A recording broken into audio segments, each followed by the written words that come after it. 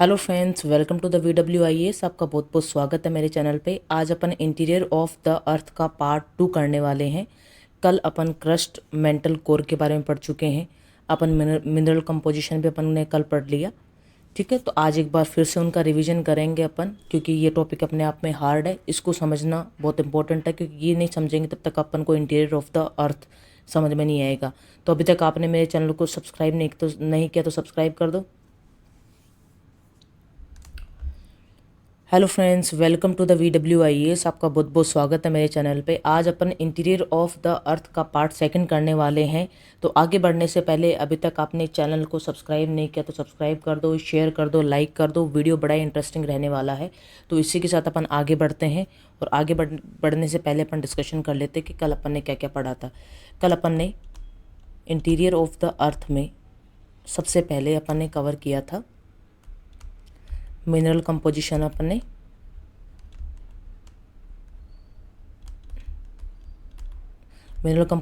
ने पढ़ा था, जिसके बिहाफ पे अपन ने अर्थ की लेयरिंग की थी, फेल्सिक और मेफिक। ठीक है, दूसरा अपन ने लेयरिंग की थी रॉक्स के बिहाफ पे। तो अपन ने ये rocks, igneous rock, sedimentary rock और मेटामॉर्फिक रॉक, तीनों रॉक्स के बारे में अपन ने पढ़ा था। इसका अपन एक सेपरेट टॉपिक भी लेके आएंगे, सेपरेटली अपन इसको पढ़ेंगे, तो डरने की कोई ज़रूरत नहीं है। उसके बाद अपन ने एडवर्ड स्विस जो थे 1800 के आसपास, इन्होंने अपना हाइपोथेसिस दिया, अपनी थ्योरी दी। उस थ्योरी में इन्होंने जो केमिकल डोमिनेंसी के हिसाब से, एलिमेंट जो डोमिनेट करता है उसके हिसाब से इन्होंने अर्थ की लेयरिंग की। उसके बिहाफ पे इन्होंने इसको सियाल, सीमा और नीफे में डिवाइड किया था। यहाँ तक मेरी बात कंप्लीट हो गई। उसके बाद जो मॉडर्न थ्योरीज आई, मॉडर्न थ्योरीज में अर्थ की जो लेयरिंग की, उसमें उसके बिहाफ पे केमिकल कंपोजिशन के हिसाब से क्रस्ट, मेंटल और कोर में डिवीज़न कर दिया था। फिर अकॉर्डिंग टू रिजिडिटी के हिसाब से, मतलब जो रॉक है वो स्ट्रॉन्ग है या फिर सॉफ्ट और हार्ड के बिहाफ पे। तो अपन ने कल पढ़ा था लिथोस्फेयर, एस्थेनोस्फेयर, मेजोस्फेयर और बेरिस्फेयर, इतने पार्ट्स में डिवाइड कर दिया था। अपन ने 1 बाय 1 पढ़ लिया था। आज अपन क्रस्ट मेंटल कोर को आगे भी सब डिवाइड कर दिया गया है। जैसे क्रस्ट को अपर क्रस्ट, लोअर क्रस्ट, ये मैंने कल बता दिया था।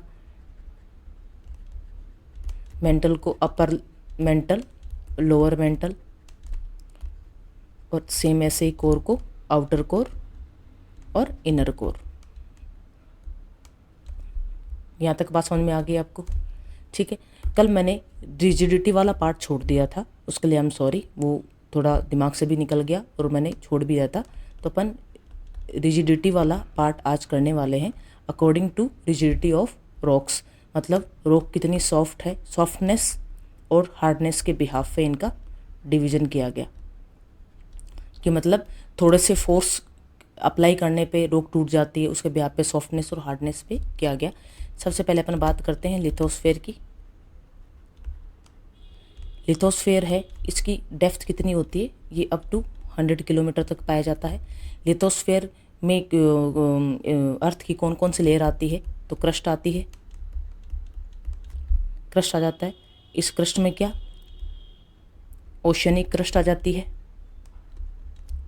प्लस कॉन्टिनेंटल क्रस्ट भी आ जाती है, प्लस अपर से भी अपर पार्ट जो मेंटल का है वो लिथोस्फेयर में आ जाता है। यहाँ तक बात समझ में आई? अप टू 100 किलोमीटर की डेप्थ में। अगर मैं एज ए डायग्राम आपको बताऊं, जैसे ये मैंने छोटा सा लिया है हिस्सा, ये कॉन्टिनेंट हो गया, ये ओशन हो गया। ठीक है, लिथोस्फीयर की बात करूँ, ये कॉन्टिनेंट है, ये ओशन है, ये मेंटल है। ये मेंटल का अपर से भी अपर पार्ट, अपर मेंटल, ये वाला हिस्सा कितना? अप टू 100 किलोमीटर की डेप्थ वाला, ये क्या है? लिथोस्फीयर है। ठीक है। ये जो लिथोस्फेयर है, इसको, ये लिथोस्फेयर क्या है, अगर लिथोस्फेयर को एज ए रॉक के हिसाब से देखें तो क्या है, ये ब्रिटल नेचर का है, ब्रिटल नेचर का, इसको आसानी से तोड़ा जा सकता है। लिथोस्फेयर क्या है, जैसे अपने जिस लैंड पे अपने घर बने हैं वो क्या है, एक लिथोस्फेयर है, लिथोस्फेयर का पार्ट है, ठीक है। ये जो लिथोस्फेयर है ये डिफरेंट सेगमेंट्स में भी डिवाइडेड है, डिफरेंट सेगमेंट्स में भी डिवाइडेड है, पार्ट्स में डिवाइडेड है। जैसे ये लिथोस्फेयर है, ये लिथोस्फेयर है, ये क्या है, डिफरेंट सेगमेंट में ऐसे डिवाइडेड है, मतलब एक सिंगल लेयर ना होकर के अलग अलग पार्ट्स में डिवाइड है। इन सेगमेंट्स को क्या बोलते हैं, इन सेगमेंट्स को प्लेट बोला जाता है। जो प्लेट वाला टॉपिक है अपन प्लेट टेक्टोनिक में करेंगे। जो प्लेट जो टर्म है, जो सेगमेंट जो मैंने बताया, प्लेट जो टर्म है, ये सबसे पहले नाम किसने दिया, ये दिया टूजो विल्सन ने। आई होप यहाँ तक आप समझ रहे हैं, ठीक है। लिथोस्फेयर के बारे में मैंने बता दिया, इसकी, ठीक है, इसकी जो डेप्थ कितनी होती है, 100 किलोमीटर होती है। इसमें कौन कौन सा पार्ट आता है क्रस्ट का, इसमें कॉन्टिनेंट आते हैं, ओशन आता है, प्लस अपर से भी अपर पार्ट आता है मेंटल का, ठीक है। ये अलग अलग सेगमेंट्स में डिवाइड है, जिनको क्या बोलते हैं, प्लेट्स बोलते हैं। और जो प्लेट जो वर्ड है ये सबसे पहले किसने दिया, टूजो विल्सन ने सबसे पहले इन सेगमेंट्स को प्लेट के नाम से बुलाया। यहाँ तक आपको बात समझ में आ गई, ठीक है। तो बढ़ते अपन आगे, सेकेंड अपन बात कर लेते हैं एस्थेनोस्फेयर। एस्थेनोस्फेयर की बात कर लेते हैं। बिल्कुल लिथोस्फेयर से जो नीचे वाला जो हिस्सा है, लिथोस्फेयर के जस्ट नीचे वाला जो हिस्सा है वो किस में ये जस्ट नीचे वाला हिस्सा है। जैसे यहाँ तक 100 किलोमीटर का डेप्थ हो गया, इसके जस्ट नीचे वाला जो हिस्सा है वो एस्थेनोस्फेयर है,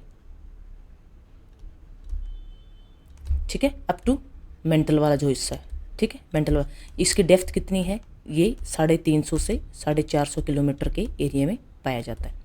यहाँ तक आपको बात समझ में आ गई। ये जो एस्थेनोस्फेयर है ये क्या है कि सेमी मोल्टन फेज में है, क्योंकि इसके ऊपर अगर थोड़ा सा भी अगर स्ट्रेस डाला जाए, थोड़ा सा भी इस पर प्रेशर डाला जाए तो ये क्या हो जाएगा, ये मेल्ट हो जाएगा, ठीक है। ये अपनी मोल्टन फेज में अपन बोले तो सेमी लिक्विड है,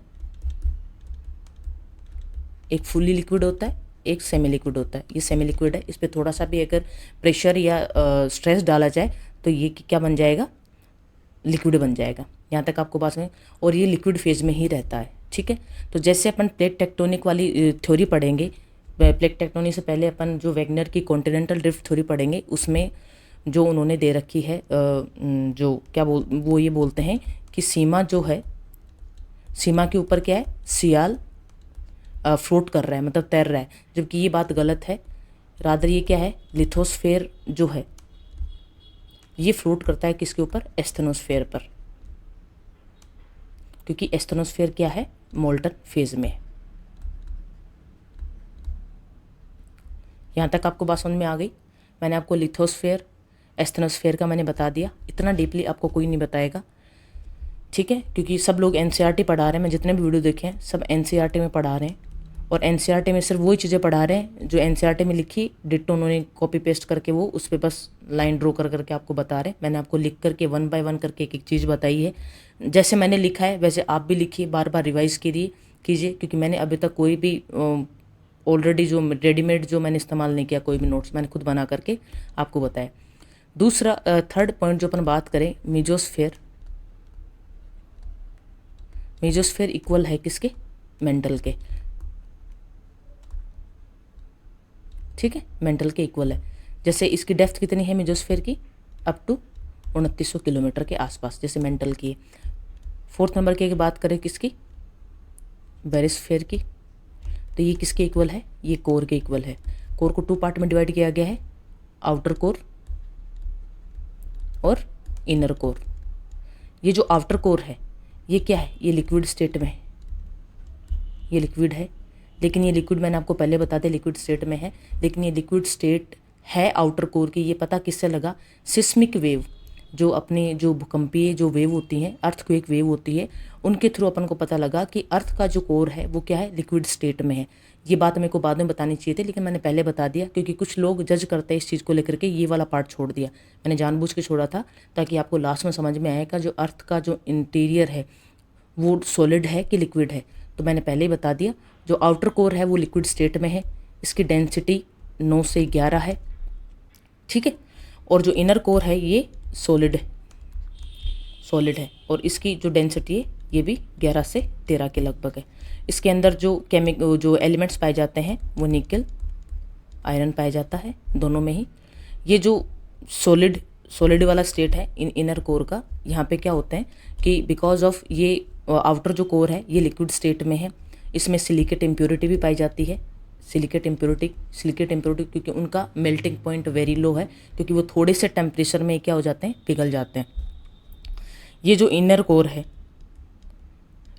है इसमें निकल और आयरन पाया जाता है, जो थोड़े से टेम्परेचर की वजह से इसमें क्या है कि इनके इलेक्ट्रॉन्स वो लूज हो जाते हैं। लूज इलेक्ट्रॉन्स की वजह से अर्थ पे क्या हो जाता है, बिकॉज ऑफ इनकी अर्थ जब रोटेट करती है तो इनकी रोटेशन की वजह से नहीं, जो अर्थ के टेम्परेचर की वजह से इनके इलेक्ट्रॉन्स क्या हो जाते हैं, लूज हो जाते हैं, जिसकी वजह से अर्थ का जो चुंबकीय जो प्रभाव है, जियोमैग्नेटिक वो जनरेट होता है, ठीक है। यहाँ तक आपको बात समझ में आ गई। मैंने आपको एक 1 बाय 1 करके डिटेल में वापस आपको मैंने ब्रीफ दे दिया है। अगर मैं बात करूं, जैसे मैंने क्रस्ट, मेंटल और कोर। क्रस्ट की अगर बात करें तो इसमें कौन कौन आएंगे, इसमें कॉन्टिनेंट और ओशन आएंगे, ठीक है। कॉन्टिनेंट की अगर मैं बात करूँ किस नेचर के होते हैं, फेल्सिक नेचर के होते हैं। डेंसिटी इनकी 2 से 2.5 है, 2.5 है, ठीक है। डेंसिटी होगी, इनकी डेप्थ 60 to 80 किलोमीटर है, ठीक है। यहाँ तक बात कंप्लीट हुई।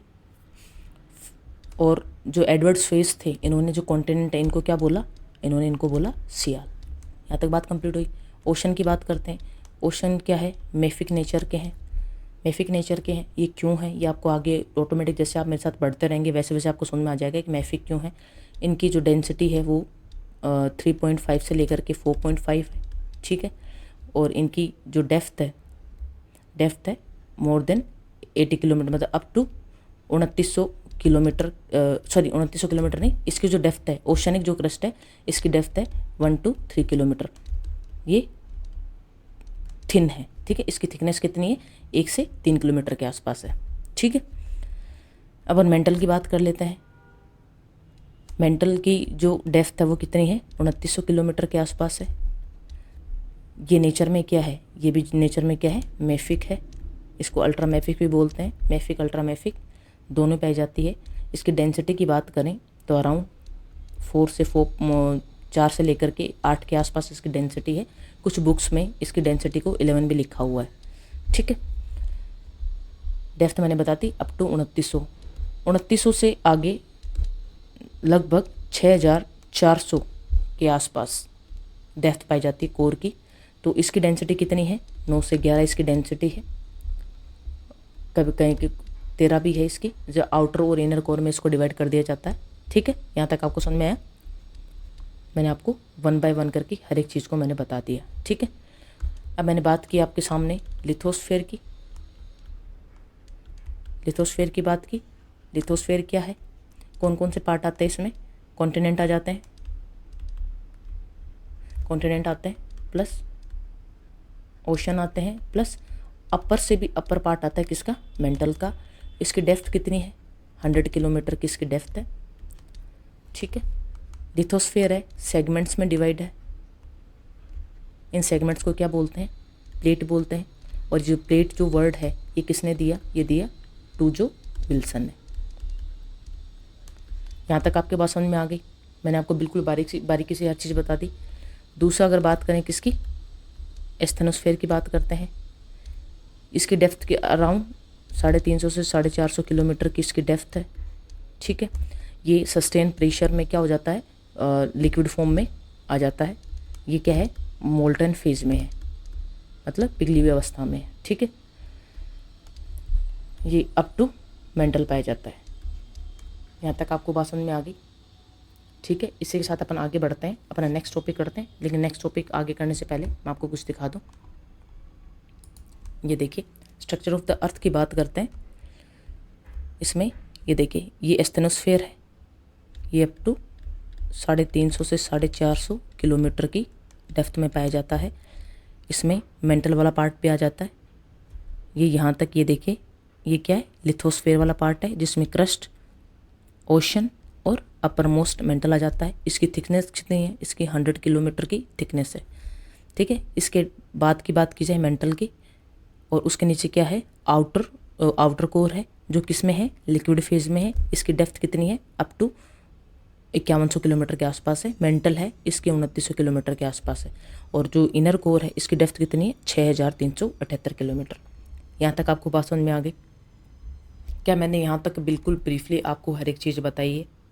अगर यहाँ तक पढ़ाया हुआ आपको समझ में आया है, क्योंकि मैंने अभी, आप किसी भी चीज़ को लेकर के ऑब्जेक्शन करेंगे कि मैंने जो आउटर कोर है ये लिक्विड फेज में है, ये क्यों नहीं बताया? तो मैंने इसलिए नहीं बताया था पिछले वाले वीडियो में, ताकि अपन जब सिस्मिक वेव वाला जो सोर्स है, जो इनडायरेक्ट सोर्स है, जो कि अर्थ का इंटीरियर का स्टेट बताती है, अगर वो अपन पढ़ते तो उससे अपन को बेटर समझ में आता। लेकिन ये एज ए रटाफिकेशन है कि आपको पहले बता दिया जाता है कि आउटर लेयर जो क्या है, लिक्विड फेज में, क्योंकि जैसे जैसे सिस्मिक वेव डेप्थ में जाते हैं आउटर कोर में और इनर कोर में, तो वहाँ पे जो उनकी जो सिचुएशन क्रिएट होती है, उसकी वजह से पता लगता है कि इनर कोर क्या है, सॉरी इनर कोर क्या है, सॉलिड है, और आउटर कोर क्या है, लिक्विड फेज में।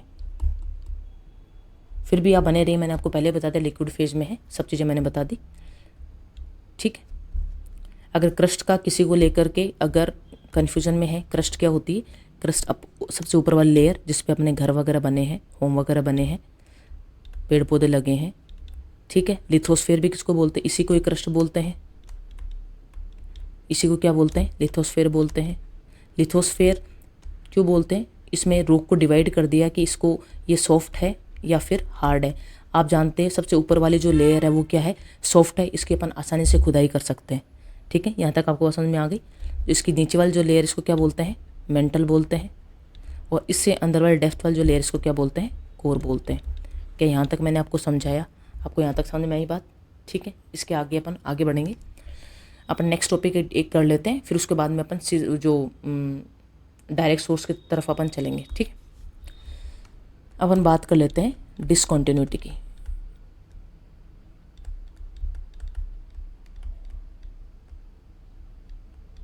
डिसकंटिन्यूटीज की बात कर लेते हैं।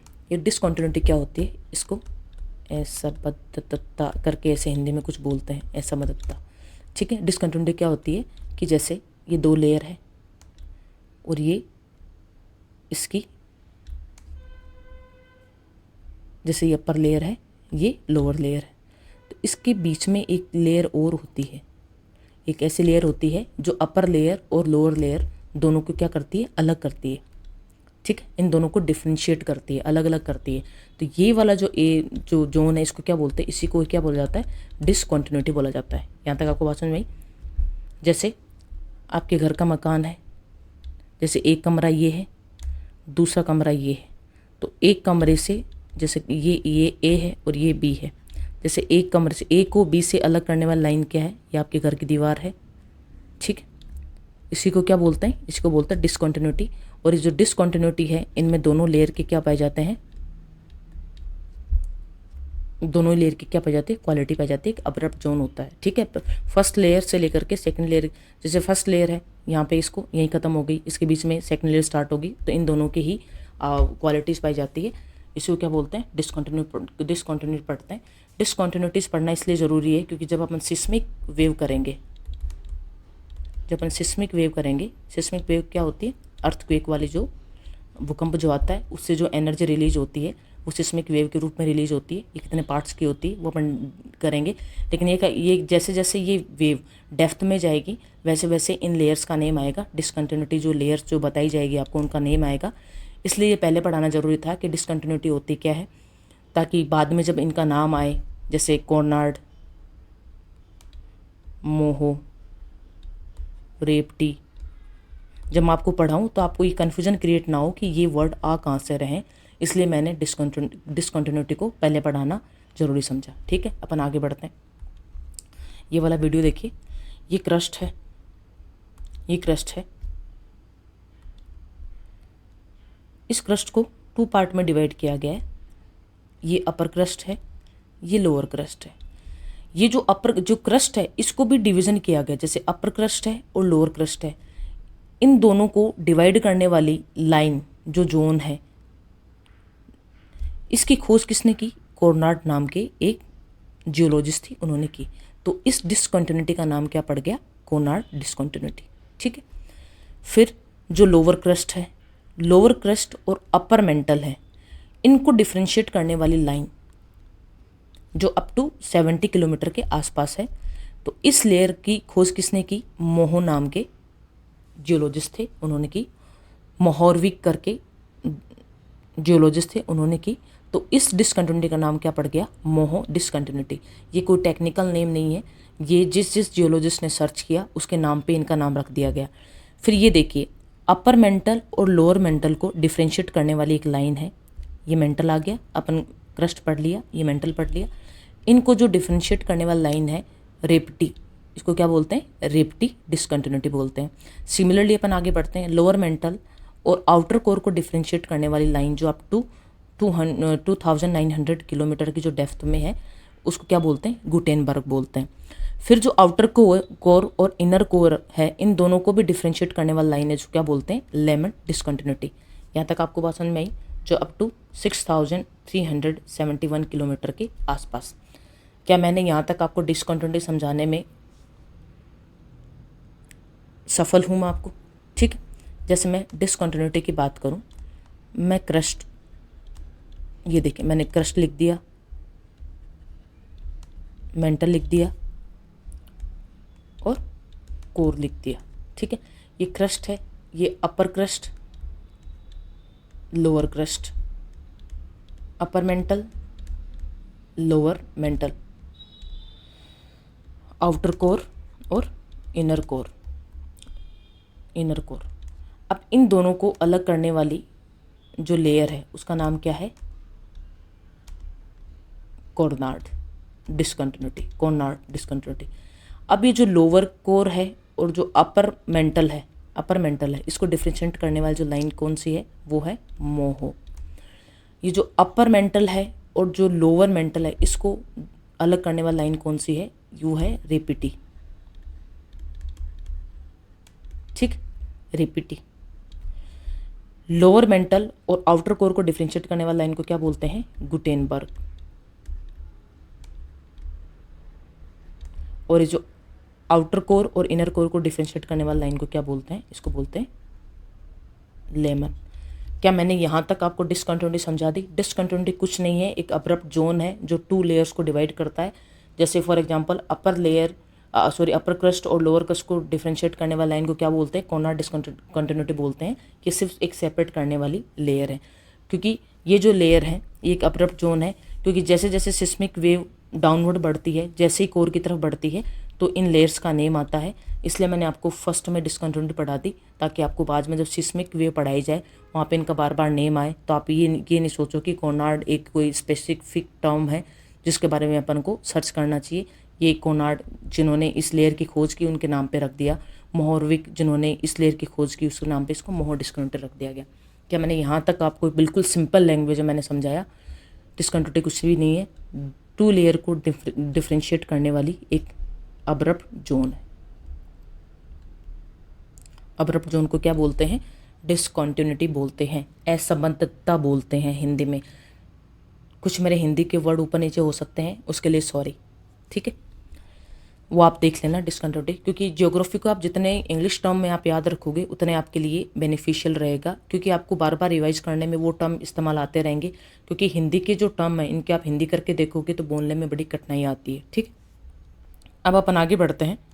आगे अपन डिस्कस करने वाले हैं, कल अपन ने जो अर्थ का जो इंटीरियर है इसको जानने के लिए कि ये सॉलिड है या लिक्विड है, इसको जानने के लिए कुछ सोर्सेज का मैंने डिस्कशन किया था। सबसे पहले मैंने डिस्कशन किया था किसका, मैंने किया था आर्टिफिशियल सोर्स का। आर्टिफिशियल सोर्स का किया था। आर्टिफिशियल सोर्स कितने टाइप के थे, जिनमें मैंने डेंसिटी के बारे में पढ़ाया था आपको, फिर मैंने प्रेशर के बारे में पढ़ाया था आपको, फिर मैंने आपको पढ़ाया था टेम्परेचर के बारे में। कल वाली चीज़ों फिर से रिपीट कर दिया जाए। सबसे पहले देखो अपन डेंसिटी के बारे में पढ़ते हैं। डेंसिटी क्या है, अर्थ की जो डेंसिटी, एवरेज डेंसिटी कितनी है, 5 से 5.5। लेकिन जैसे जैसे डेप्थ में जाते हैं, डेप्थ में अपन जाएंगे तो वैसे वैसे क्या होगी, डेंसिटी क्या हो जाएगी, इंक्रीज होती जाएगी। ठीक है, ये जो अपर जो लेयर है उसकी कितनी है, 2 से 2.5। ठीक है, और जो इंटरमीडिएट जो लेयर है इसकी कितनी है, 3.5 से 4.5 के लगभग। और जो इनर जो लेयर है, इनर मोस्ट जो लेयर है उसकी कितनी है, 9 to 11। जैसे डेप्थ में जाएंगे वैसे वैसे क्या बढ़ती जाएगी, डेंसिटी।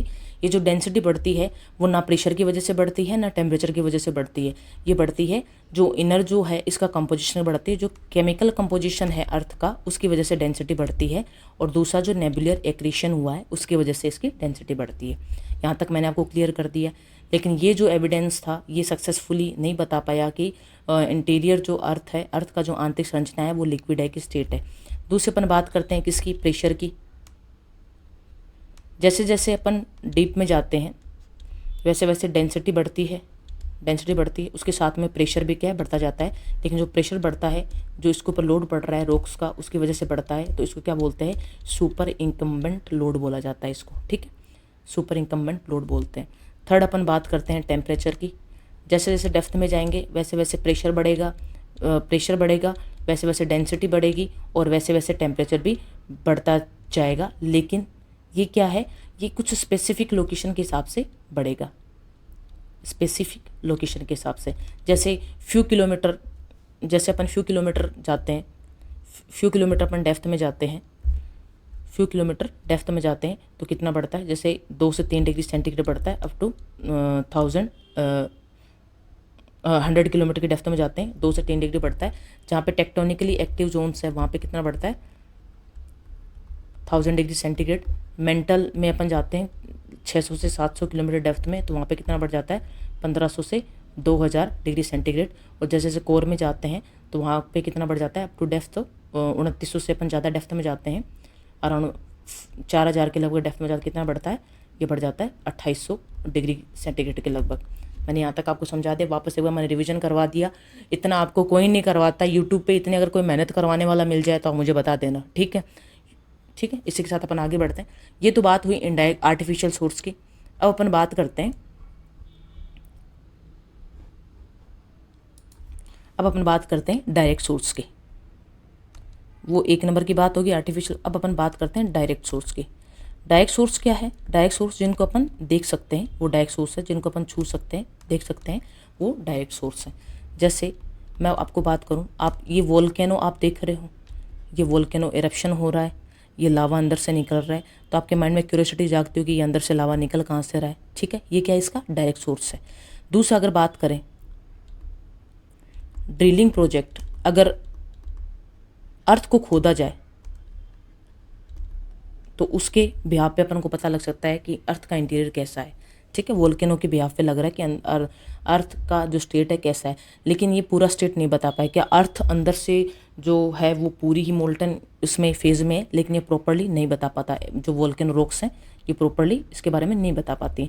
तीसरा अगर अपन बात करें मीटियोर्स के बारे में, आपने सुना होगा मीटियोर्स, जो रॉक्स पाई जाती है आउटर स्पेस में, जो रॉक्स पाई जाती है उनको मीटियोर्स बोलते हैं। ठीक है, ये भी अलग अलग होते हैं। जैसे मीटियोराइट क्या होते हैं, मीटियोराइट्स क्या होते हैं, मीटियोराइट्स होते हैं जो अर्थ के स्पेस में एंटर कर जाते हैं, वो क्या होते हैं, मीटियोराइट्स होते हैं। एक होते हैं मीटियोराइट्स, मीटियोराइट्स, मीटियोर्स। एक मीटियोर्स क्या होते हैं, मीटियोर्स क्या होते हैं जो अर्थ के स्पेस में एंटर करते हैं, क्या क्या स्पेस में एंटर करते हैं, एंटर करते क्या होते हैं, जल उठते हैं। ठीक है, एक होते हैं मीटियोराइट्स, मीटियोराइट्स। मेटेरोइड्स जो क्या होते हैं, आउटर स्पेस में ही रॉक्स होती हैं जो अर्थ के एनवायरनमेंट में एंटर नहीं करते हैं। मैंने यहाँ तक आपको बता दी। लेकिन ये क्या मेट्योर्स क्या होते हैं, ये अर्थ से सिमिलरिटी शो करने वाली रॉक्स होती हैं, लेकिन इनके बिहाव पे भी अपन अर्थ का इंटीरियर नहीं जान पाए। ठीक है, इसके अलावा अर्थ का इंटीरियर जानने के लिए ये कोला पेनिनसुला है। ये कहाँ है, कोला पेनिनसुला कहाँ पड़ता है, ये रशिया में पड़ता है। वहाँ पे क्या है, एक ग्लोमार प्रोजेक्ट चल रहा है, ग्लोमर प्रोजेक्ट चल रहा है, जिसके तहत अर्थ का इंटीरियर जानने के लिए वहाँ पे ड्रिलिंग प्रोजेक्ट चलाया जा रहा है। मतलब ज़मीन को खोदा जा रहा है ड्रिल के द्वारा। ठीक है, ड्रिलिंग प्रोजेक्ट है। कहाँ है, कोला पेनिनसुला। ये कहाँ पड़ता है, रशिया में। कोला पेनिनसुला कहाँ पे, बेरेंट सी के आसपास, बेरेंट सी में। ठीक है, ये जो गड्ढा है ये कितना है, सबसे डीपेस्ट है। ये कितना है, 12 से 13 किलोमीटर के आसपास है। लेकिन फिर भी अपन अर्थ की जो डेप्थ है वहाँ तक नहीं जा सकते, क्योंकि अर्थ की जो रेडियस है वो कितनी है, 6400 किलोमीटर है। तो इतनी डेप्थ में जाना पॉसिबल नहीं है। इसलिए जितने भी सारे सोर्सेज थे, आर्टिफिशियल सोर्स है। आर्टिफिशियल सोर्स के अलावा कौन सा सोर्स बताया मैंने आपको, डायरेक्ट सोर्स जो वोल्केनो वाला बताया मैंने आपको, ड्रिलिंग प्रोजेक्ट वाला मैंने बताया, इसके अलावा बताया मीटियोर्स वाला बताया। तो अब अपन बात करेंगे एक इनडायरेक्ट सोर्स की। ठीक है, इनडायरेक्ट सोर्स की बात करते हैं। इनडायरेक्ट सोर्स क्या है, जिनको अपन देख नहीं सकते, सिर्फ जिनको महसूस किया जा सकता है वो इनडायरेक्ट सोर्स हैं, जिनको अपन अपने आंखों से नहीं दे सकते। इनडायरेक्टली अपन किसी को इनडायरेक्टली कुछ बात बोलते हैं, डायरेक्टली ना बोल के इनडायरेक्टली कुछ बात बोलते हैं, उसी प्रकार का कुछ इनडायरेक्ट है। इसमें क्या आते हैं, इसमें आते हैं अर्थक्वेक का अपन नेक्स्ट जो स्लाइड है उसमें डिस्कस करने वाले हैं। तो वीडियो को आप अगर यहाँ तक देख रहे हैं और आपको समझ में आ रहा है तो मुझे बड़ी खुशी होगी कि आप वीडियो को आप लाइक कर दो, शेयर कर दो, क्योंकि आप जितना लाइक करते हैं, शेयर करते हैं, मुझे उतना ही मोटिवेशन मिलता है वीडियोस बनाने के लिए। ऐसे नए नए आपको बिल्कुल एडवांस लेवल के वीडियो मिलने वाले हैं, क्योंकि आपको आज तक इतना डीपली किसी ने भी नहीं पढ़ाया होगा। ठीक है, तो अपन अब बात करते हैं किसकी, अर्थक्वेक की बात करते हैं अपन नेक्स्ट स्लाइड में। ठीक है, अपन बात करते हैं नेक्स्ट स्लाइड में।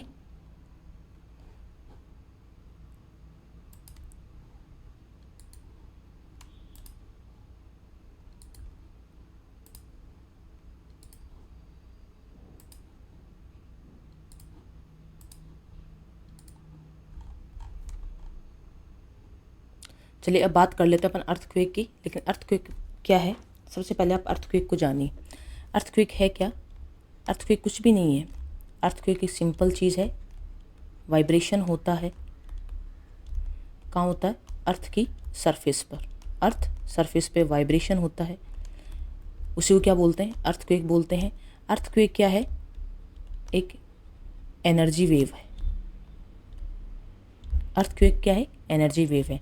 अब आपको पता है वेव कितने प्रकार की होती है, पहले आप मेरे को ये बताइए, कमेंट्स में आप मेरे को शेयर करके बताना कि एनर्जी वेव कितने प्रकार की होती है। ठीक है, जैसे मैं आपको बताऊं, वेव 2 प्रकार की होती हैं। एक होती है इलेक्ट्रोमैग्नेटिक वेव, ठीक है।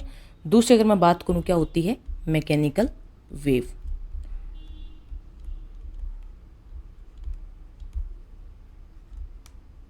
Electromagnetic wave.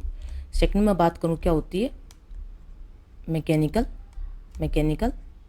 वेव। ठीक है, जो इलेक्ट्रोमैग्नेटिक वेव होती है वो क्या होती है, जैसे x wave, gamma, beta, radio wave, ये क्या है, इलेक्ट्रोमैग्नेटिक वेव है। इनको किसी भी मीडियम से कहीं से भी गुजरने के लिए मीडियम की ज़रूरत नहीं पड़ती। कहीं से भी प्रोपगेट होने के लिए इनको प्रोपगेशन में इनको क्या नहीं चाहिए, मीडियम की आवश्यकता नहीं होती। मीडियम क्या होते हैं आपको पता है, मीडियम 3 प्रकार के होते हैं, या तो मीडियम सॉलिड होगा, या गैस होगा, या फिर क्या होगा, लिक्विड होगा। ठीक है, इनको प्रोपगेशन के लिए किसी मीडियम की ज़रूरत नहीं होती, तो वो क्या है, इलेक्ट्रोमैग्नेटिक वेव होती है, जिनको प्रोपगेशन के लिए किसी भी मीडियम की ज़रूरत नहीं होती। अब अपन बात करते हैं किसकी, मैकेनिकल वेव की, मैकेनिकल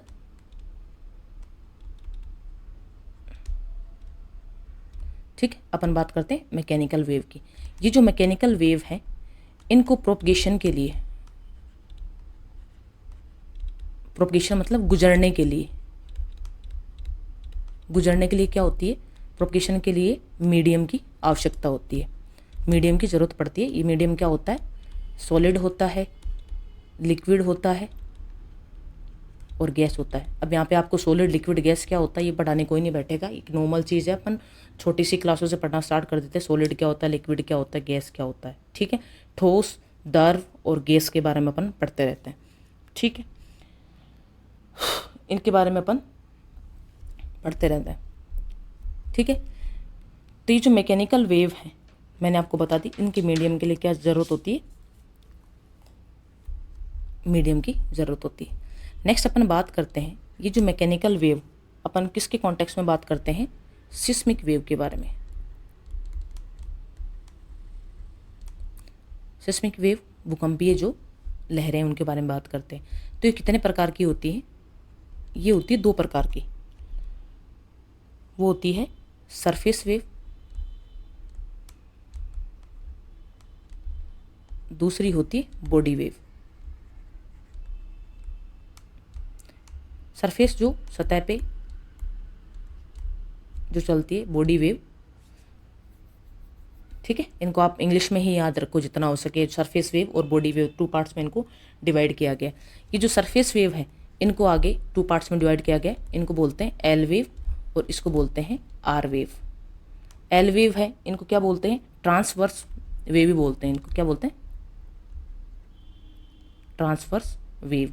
क्या बोलते हैं इनको, अनुप्रस्थ वेव भी बोला जाता है। और ये आर वेव इनको क्या बोलते हैं, रोटेटरी वेव, रोटेटरी वेव, ठीक है। 1 बाय 1 करके अपन समझते हैं। ये जो एल वेव है ये क्या, कहाँ प्रोपगेट होती है, ये क्या करती है, एल वेव क्या करती है, हॉरिजॉन्टल मूवमेंट करती है, ठीक है। जैसे ही अर्थक्वेक होगा जो एल वेव होगी ये क्या होंगी, हॉरिजॉन्टल मूवमेंट करती है।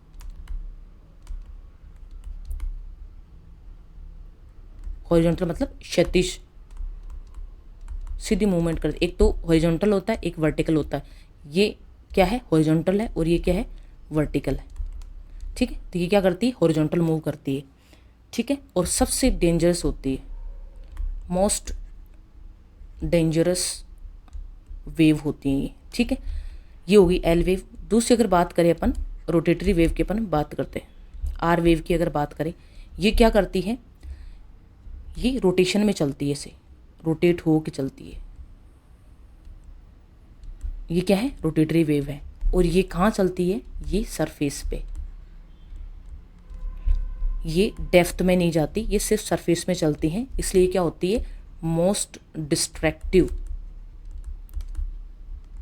वेव होती है, सबसे डिजास्ट्रियस्ट वेव होती है ये, ठीक है। मैंने यहाँ तक आपको समझाया, मैंने नॉर्मली आपको ओवरव्यू दिया कि वेव कितने प्रकार की होती है, एनर्जी वेव कितने प्रकार की होती है, फिर उनको मैंने सब डिवाइड किया, उसके बारे में बताया।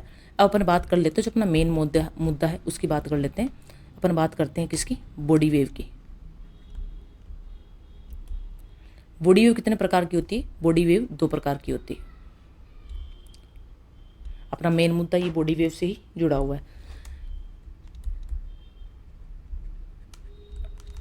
ये भी 2 प्रकार के, तो ट्रांसवर्स वेव और लॉन्गिट्यूडनल वेव। ये जो ट्रांसवर्स वेव है ये क्या करती है, बिल्कुल 90 डिग्री पे प्रोपगेट होती है। मतलब बिल्कुल 90 डिग्री पे, जैसे यहाँ से भूकंप स्टार्ट हो बिल्कुल 90 डिग्री पर जा करके क्या होगी, प्रोपगेट होगी, ठीक है। पार्टिकल का वाइब्रेशन क्या होगा, 90 डिग्री पे होगा। ये जो लॉन्गिट्यूडनल वेव है ये कैसे मूव करेंगी, ये मूव करेंगी जैसे ये एक्सिस है, जैसे ये एक्सिस है, इस एक्सिस के पास पास में ऐसे ऐसे ये मूव करेंगी, ठीक है। ट्रांसवर्स वेव है ये बिल्कुल 90 डिग्री पे इनकी एनर्जी क्या होती है, प्रोपगेट होती है और इसकी कैसे अलोंग टू एक्सिस ये चलती है। यहाँ तक आपको बात समझ में आ गई, ठीक है। ये जो ट्रांसवर्स वेव है इनको एस वेव भी बोला जाता है। अब आपकी थोड़ी क्लैरिटी आ रही होगी। जो लॉन्गिट्यूडनल वेव है इनको क्या बोला जाता है, इनको पी वेव बोला जाता है, ठीक है, यहाँ तक बात समझ में आई। अपन यहाँ पे मैं डायरेक्ट लिख लूँ पी वेव और एस वेव। मेरे साथ आप नोट्स बनाओ, क्योंकि मैंने आपको डायरेक्ट कहीं से भी उठा करके नहीं पढ़ाया। जो मेरे को याद है, जो मैंने खुद में लिखने की कैपेसिटी है, वो चीज़ें मैंने आपको पढ़ाई है, वरना ऐसे किताब से उठा करके कॉपी पेस्ट करके हर कोई पढ़ा सकता है। ठीक है, जो ये जो पी वेव है, इनको क्या बोलते हैं? इनको बोलते हैं लॉन्गिट्यूडनल वेव बोला जाता है। ठीक है, जैसा कि मैंने पहले बताया। दूसरा, इनको क्या बोलते हैं? इनको साउंड वेव भी बोलते हैं। क्योंकि ये जैसे साउंड सबसे पहले पहुंचता है, वैसे सबसे पहले अगर भूकंप आता है तो सबसे पहले पहुंचने वाली वेव कौन सी है? पी वेव है, इसलिए इनको क्या बोलते हैं? साउंड वेव बोलते हैं। ठीक है, तीसरी अगर बात की जाए, इनका प्रोपगेशन का मीडियम क्या है? ये एक्सिस के क्या होती है? अलोंग चलती है। जैसे ये एक्सिस है, एक्सिस के अलोंग ये चलती है, और सबसे पहले क्या पहुंचती है? सरफेस पे पहुंचते हैं, इनको साउंड वेव भी बोलते हैं। इनको प्राइमरी वेव भी बोला जाता है। ठीक है, फिर इसके बाद ये तीनों मीडियम में ही प्रोपगेट हो सकती है, तीनों मीडियम से गुजर सकती है। वो क्या है? सॉलिड, लिक्विड और गैस, ये तीनों मीडियम में से गुजर सकती है। इसी प्रकार अपन एस वेव की बात करते हैं। एस वेव की बात करें तो इनको क्या बोलते हैं? इनको ट्रांसवर्स वेव बोलते हैं। इनकी एनर्जी कहाँ प्रोपगेट होती है? बिल्कुल 90 डिग्री पे प्रोपगेट होती है। इनको सेकेंडरी वेव बोलते हैं, क्योंकि ये थोड़े टाइम के बाद पहुंचते हैं। पहले पी वेव पहुंचते हैं, उसके बाद में सेकेंडरी वेव पहुंचती है, इसलिए इनको सेकेंडरी वेव भी बोला जाता है। बाद में पहुंचती है तो सेकेंडरी वेव भी बोलते हैं। ठीक है, इसके अलावा ये प्रोपगेट सिर्फ सॉलिड मीडियम से होंगी। ठीक है, सॉलिड मीडियम से ये प्रोपगेट होती हैं। ठीक है, एक बात ये होगी। एक बात और बताऊँ मैं आपको, पी वेव और जो एस वेव है, ये दोनों प्रोपगेट करती हैं। कैसे? जैसे इनकी वेलोसिटी मतलब इनका वेग, या फिर इनकी स्पीड बोल दीजिए। इनकी स्पीड कहाँ इंक्रीज होती है? जहाँ पे डेंसिटी क्या होती है? हाई डेंसिटी होती है, वहाँ पे इनकी स्पीड क्या हो जाती है? इंक्रीज हो जाती है। ठीक है, हाई डेंसिटी, जितनी हाई डेंसिटी है वहाँ पे इनकी क्या हो जाएगी? स्पीड बढ़ जाएगी। ठीक है, both P and S wave velocity is positively related to density. ठीक है, इन दोनों का जो वेलोसिटी किस पे डिपेंड करती है? डेंसिटी पे डिपेंड करती है। जितना डेंस मीडियम होगा उतना ये ज़्यादा प्रोपगेट करेंगी। प्रोपगेट का मतलब गुजरती है वहाँ से। ठीक है, ठीक है, जहाँ लो डेंसिटी होगी वहाँ से ये नहीं गुजरेंगी, या फिर इनकी स्पीड कम हो जाएगी। ठीक है, मैंने आपको बात बता दी यहाँ तक। क्या मैंने आपको यहाँ तक समझा दिया? ठीक, इसके बाद अपन बात करते हैं अर्थ के कॉन्टेक्स्ट में। अर्थ के कॉन्टेक्स्ट में अपन आगे बढ़ने से पहले मैंने अर्थ की लेयरिंग कर दी है। क्रस्ट, मेंटल और कोर। ये जो क्रस्ट, मेंटल, कोर है, इनको फर्दर डिवाइड किया गया है। Upper crust, lower crust, upper mantle, lower mantle, outer core और इनर कोर। ठीक है, ये डिवाइड किया गया डिसकंटिन्यूटी के आधार पे, इनको डिवाइड कर दिया गया। इनके आप नेम लिख करके मुझे कमेंट्स में बताएंगे। ठीक है, जो मुझे कमेंट्स में नेम बताएगा उनको एक स्पेशल रिवॉर्ड मिलेगा। ठीक है, मैं इनको डिवाइड कर दिया गया। अब ये सिस्मिक वेव क्या है? जैसे ही सरफेस से, जैसे मान लो अर्थक्वेक जनरेट हुआ कहीं से भी, जैसे जैसे डेप्थ में जाएंगी, ये उस पर डिपेंड करती है। तो जैसे डेप्थ में जाएंगी तो ये जाती कहाँ से? पी वेव कहाँ से गुजरती है? सॉलिड, लिक्विड और गैस से गुजरती है। और जो एस वेव कहाँ गुजरती है? सिर्फ सॉलिड मीडियम से गुजरती है। तो जैसे जैसे गुजरेंगी तब अपन को पता लगेगा कि जो इंटीरियर है उसका स्टेट क्या है, स्टेट ऑफ इंटीरियर क्या है, लिक्विड है कि गैस है या फिर क्या है, सॉलिड है। यहाँ तक आपको बात समझ में आई? यहाँ तक क्या मैंने आपको पढ़ाया वो आपको समझ में आया? आपको समझ में आ रहा है जो मैंने आपको यहाँ तक पढ़ाया? यहाँ तक मैंने आपको पढ़ाया, यहाँ तक आपको समझ में आया हो तो आप यस लिख करके भेजें और अपन आगे बढ़ते हैं। आगे बढ़ने से पहले मैं कुछ स्लाइड को और ऐड कर लूँ, क्योंकि ये टॉपिक बड़ा ही आगे जाने वाला है, क्योंकि मैंने बहुत इंटरेस्टिंग तरीके से हर एक पार्ट को मैंने बताया है। ठीक है, इसके बाद अपन बात करते हैं ऑब्जर्वेशन की, कि अर्थ के इंटीरियर का ऑब्जर्वेशन यहाँ से स्टार्ट हो गया है। तो अपन स्टार्ट करते हैं पी वेव और एस वेव के कॉन्टेक्स्ट में क्या ऑब्जर्वेशन स्टार्ट करते हैं और इसका इन्फेरेंस निकल के क्या आता है वो अपन देखते हैं। सबसे पहले अपन बात करते हैं इनिशियली जब पी वेव और एस वेव कहाँ से गुजरती है, अपर क्रस्ट से। अपर क्रस्ट से गुजरेगी तो इसकी स्पीड क्या होगी, 4 से 5 किलोमीटर पर सेकंड के हिसाब से। ठीक है, यहाँ पे स्पीड इसकी क्या है, 4 से 5 किलोमीटर पर सेकंड के हिसाब से। ठीक है, इसका रीज़न क्या है, इसकी स्पीड यहाँ पे कम क्यों है, क्योंकि मैंने बताया था कि जितना भी मीडियम जितना डेंस होगा, डेंसिटी जिस मीडियम की जितनी ज़्यादा होगी वहाँ पे जल्दी प्रोपगेट करेंगी, क्योंकि अपर जो लेयर है वो क्या है, लाइटर है, फेल्सिक मैंने आपको बताया था। ठीक है, लाइटर है। दूसरा, ग्रेनाइटिक रॉक्स पाई जाती है, इस वाले एरिया में ग्रेनाइटिक रॉक पाई जाती है। ये रीज़न भी आपको आगे समझ में आ गया, सिर्फ अभी के लिए आप ये देख लीजिए, ग्रेनाइटिक रॉक्स पाई जाती हैं। इसकी वजह से इन जो वेव है इनका नॉमिनेशन किया गया पीजी और एसजी वेव। ठीक, यहाँ तक आपको बात समझ में आएगी। ठीक है, और ये अप टू डेप्थ कितना, 10 to 20 किलोमीटर के आसपास। यहाँ तक जो पी वेव और एस वेव है, इनकी जो स्पीड है कितनी होती है, वेलोसिटी कितनी है, 4 से 5 किलोमीटर पर सेकंड के हिसाब से। क्योंकि अपर जो लेयर है इसकी डेंसिटी कम है, अपर जो लेयर है इसकी डेंसिटी कितनी है, अपर जो 2 से 2.5 है, इसके आसपास है। इसकी वजह से जो इसकी स्पीड है वो क्या है, 4 से 5 किलोमीटर पर आवर है। ठीक है, और ये कहाँ तक जाती है, ये 10 से 20 किलोमीटर की जो स्पीड है ये कहाँ तक जाती है, अप टू कोनार्ड डिसकंटिन्यूटी।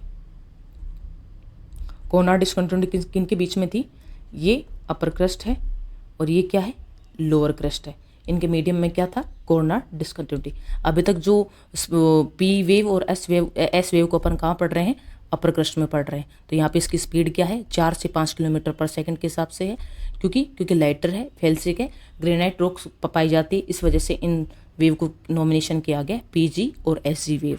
ठीक है, 10 to 20 किलोमीटर के आसपास की बात हो रही है।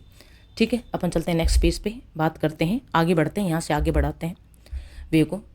पी और एस वेव जब कोनार्ड डिसकंटिन्यूटी से आगे बढ़ती है, ठीक है, तो उसके बाद में इनकी स्पीड क्या हो जाती है, अल्टीमेटली इंक्रीज हो जाती है। वो कितनी हो जाती है, 6 से 7 किलोमीटर पर सेकंड के हिसाब से हो जाती है। इसका रीज़न क्या है, वेलोसिटी बढ़ने का रीज़न क्या है, क्योंकि जो कोनार्ड डिसकंटिन्यूटी नीचे जो लेयर है वो क्या है, डेंसर है। मैंने बताया था जैसे डेप्थ में जाते हैं वैसे वैसे डेंसिटी इसकी बढ़ती जाती है। डेंस लेयर है, ठीक है, मेफिक इन नेचर है। शायद मैंने आपको जो पास में पढ़ाया है वो आपको यहाँ पे काम आ रहा होगा। मेफिक इन नेचर है एज कंपेयर टू फेल्सिकली जो लेयर है। ठीक है, डेंस मीडियम है। इसकी वजह से यहाँ पे जो वेव है इनका नॉमिनेशन किया गया है पी स्टार और एस स्टार वेव। ठीक है, मैंने आपको तो पहले वाली जो बात बताई उसमें क्या थी, पी वेव और एस वेव प्रोपगेट करती है अपर साइड जो कोनार्ड जो डिसकंटिन्यूटी अपर जो क्रस्ट में मूव करती है, वहाँ पे उनकी स्पीड कितनी होती है, 4 से 5 किलोमीटर पर सेकंड के हिसाब से होती है। क्यों होती है, क्योंकि अपर जो लेयर है वो फेल्सिक लेयर है, लाइटर है, डेंसिटी कम है, लेस डेंसर है देन जो बिलो द कोनार्ड डिसकंटिन्यूटी है। ठीक है, इसके बाद में जब 60 to 70 किलोमीटर डेप्थ में जब पी और एस वेव दोनों प्रोपगेट करती है तो पी और एस वेव क्या हो जाती है, वेरी वेरी फास्ट हो जाती है। ठीक है, डोज फास्ट हो जाती है। ठीक है, पी व एस वेव क्या हो जाती है, फास्ट हो जाती है। इसका रीज़न क्या है, ठीक है, इसका रीज़न क्या है कि जब कोनार्ड के बाद में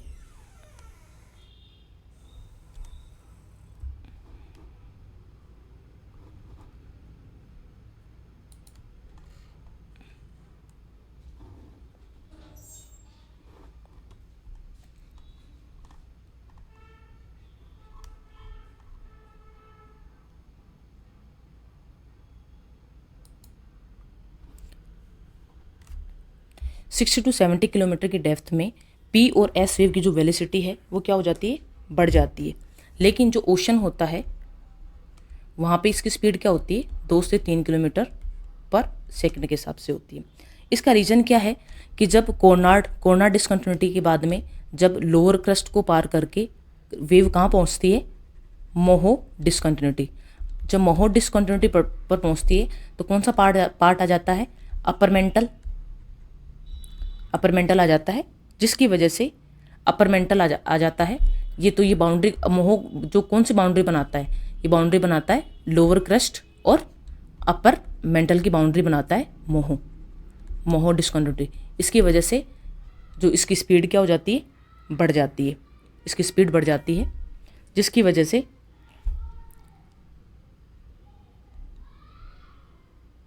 मोहो डिस्कंटिन्यूटी के आसपास इसकी स्पीड बढ़ जाती है।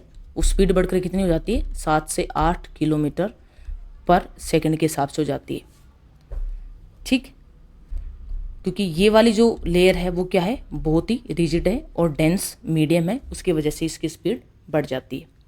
ठीक, यहाँ तक आपको बात समझ में आई। मैंने आपको 3 चीज़ें बताई। उसके बाद अपन बात करते हैं जब मोहो डिस्कंटिन्यूटी में जब कहाँ एंटर करती है, अप टू डेप्थ 100 किलोमीटर के आसपास जब पी और एस वेव एंटर करती है तो उस टाइम पे क्या, पी और एस वेव क्या हो जाती है, स्लो हो जाती है और इनकी स्पीड क्या हो जाएगी, 7 से 7.2 किलोमीटर पर सेकंड के हिसाब से हो जाएगी।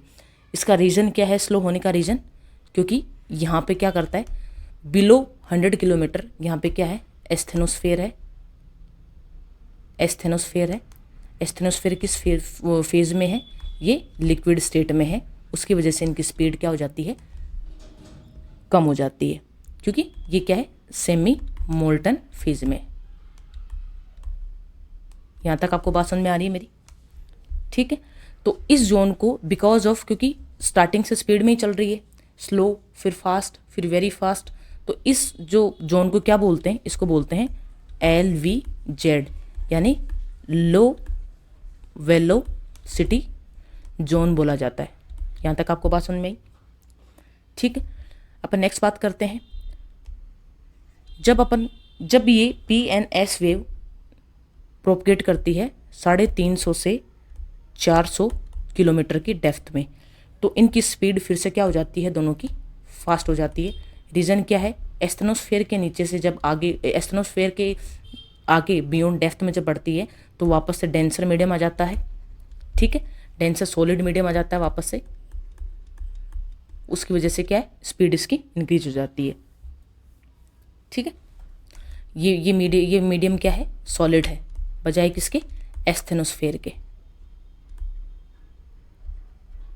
ठीक है, यहाँ तक बात समझ में आई, यहाँ पे फास्ट हो गई। फिर उसके बाद हम बात करते हैं 6 नंबर की। जब अपन बात करते up to depth 700 to 900 kilometre के आसपास PNS वेव प्रोपगेट करती है तो वो क्या हो जाती हैं, वेरी वेरी फास्ट, वापस स्पीड पकड़ लेती हैं। रीज़न क्या है, डेंसर मीडियम है। ठीक है, अब ये 700 से 900 के आसपास इसने क्या किया, जो डिस्कंटिन्यूटी उसको क्रॉस कर लेती है। उसको क्रॉस करने के बाद में कहाँ पहुँच जाती है, इनर मेंटल के आसपास, इनर मेंटल के आसपास चल जाती है, जो क्या है, हाई वेलोसिटी जोन है। आपको पूछा जा सकता है कि लो वेलोसिटी जोन कहाँ है, तो वह एस्थेनोस्फेयर है। एस्थेनोस्फेयर के आसपास अप टू डेप्थ कितनी है उसकी, 350 से 400 किलोमीटर के आसपास, 350-400 किलोमीटर के आसपास का जो लो वेलोसिटी जोन है। हाई वेलोसिटी जोन की बात की जाए तो up to depth of 700 to 900 kilometre के आसपास। ठीक, इसके बाद में अपन बात करते हैं आगे। ये ऑब्जर्वेशन है, ऑब्जर्वेशन के बिहाफ पे जो इंटीरियर जो अर्थ है उसके बारे में बताया गया।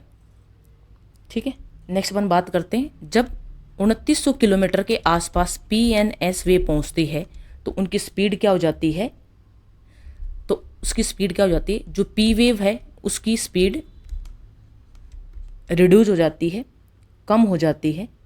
ठीक है, P वेव क्या है, उसकी शार्प स्पीड बढ़ती है, लेकिन क्या हो जाती है, थोड़ी सी डिफेक्ट हो जाती है, शार्पली क्या हो जाती है, डिफ्लेक्ट।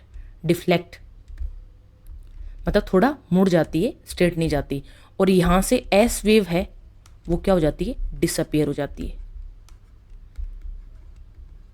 डिसअपियर हो जाएगी यहाँ से। ठीक है, यहाँ तक आपको बात समझ में आई। अपन लास्ट के जो पेज करेंगे उसमें सब चीज़ें अपन पढ़ेंगे। एस वेव क्या हो गई, डिसअपियर हो गई।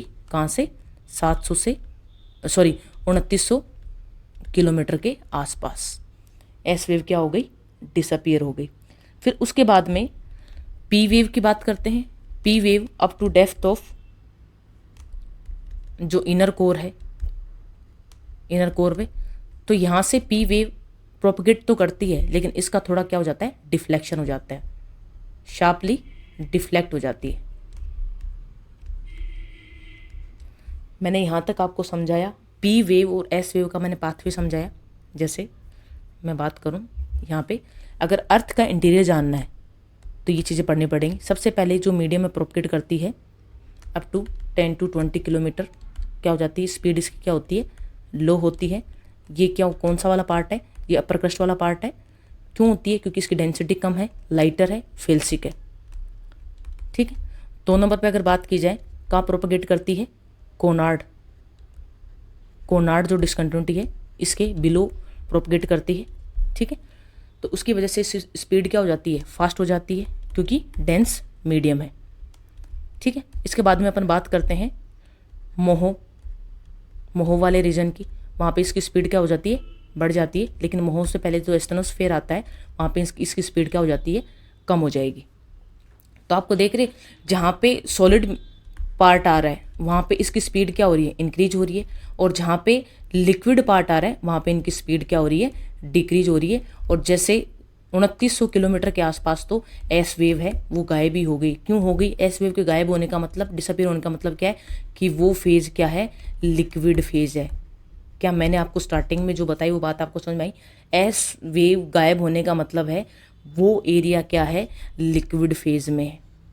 ठीक है, पी वेव जो है जैसे जैसे डेप्थ में जाती है वैसे वैसे डेंसिटी बढ़ती है, लेकिन जो इनर जो कोर है ये क्या है, लिक्विड फेज में, उसकी वजह से बिल्कुल स्ट्रेट ना निकल कर इसका थोड़ा सा क्या हो जाता है, डिफ्लेक्शन हो जाता है। यहाँ तक आपको बात समझ में आई। मैंने जो आपको इतनी रामायण आपके सामने बताई वो आपको समझ में आया। ठीक है, तो मैं आपको कुछ, क्या मैं यहाँ तक समझाने में सफल हूँ आपको? अगर आपको किसी प्रकार का डाउट हो आप मुझसे पूछ सकते हैं, डरने की कोई भी बात नहीं है। अपन नेक्स्ट स्लाइड है उसमें अपन देखते हैं कि पी वेव एस वेव कैसे प्रोपगेट करती है। ये देखिए, जैसे ये अर्थक्वेक जनरेट हुआ, यहाँ पे ये अर्थक्वेक है, ये पी वेव, ये एस वेव जा रही है। पी वेव और एस वेव दोनों का अपन देखते हैं। ये पी वेव है, पी वेव प्रोपगेट कर रही है आराम से, क्योंकि यहाँ तक जो मीडियम है बिल्कुल सॉलिड है, डेंसिटी अच्छी है। ठीक है, डेंसर मीडियम है।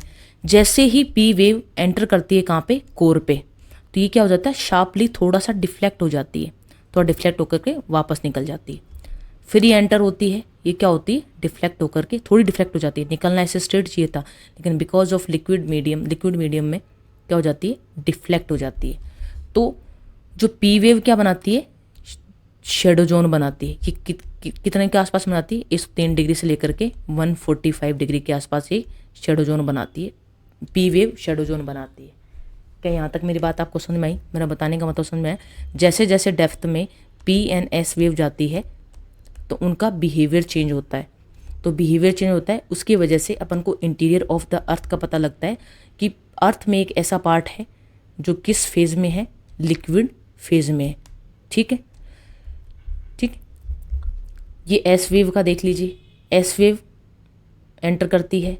ठीक है, जैसे ही S wave up to 2900 kilometre enter करती है तो वहाँ से क्या हो जाती है, डिसअपियर हो जाती है, गायब हो जाती है।